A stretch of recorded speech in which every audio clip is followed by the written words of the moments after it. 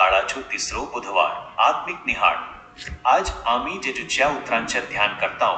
जांत ताणेम सांगलाम की तो कायदो लॉ आणि प्रवादींचीम शिकवण रद्द करूंक आयल्याशिवाय तीम पूर्ण करूंक आयला म्हण.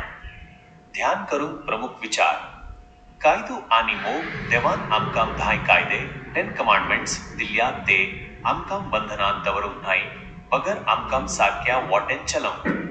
जेजू आमकाम शिकयता की मोग नासताना कायदो पाळचो फकत एक रीत मात्रा. आम्ही देवाक आणि आमच्या शेजाऱ्यांक कितलो मोग करताव. काळजाचे परिवर्तन, बाह्य आचरण, एक्सटिरियर रिच्युअल्स म्हणल्यार उपास करचेम आणि परजे प्रार्थन करचेम गरजेचेम, पूण ते आमच्या भितरल्या मनाक बदलूंक पावजे.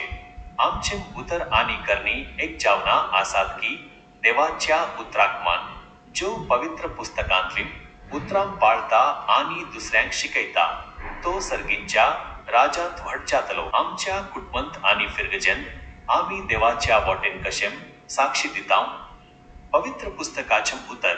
हाम कायदो व प्रवादींचीम शिकवण रद्द करूंक आयलाम म्हण चिंती नाकात, हाम तीम पूर्ण करूंक आयलाम.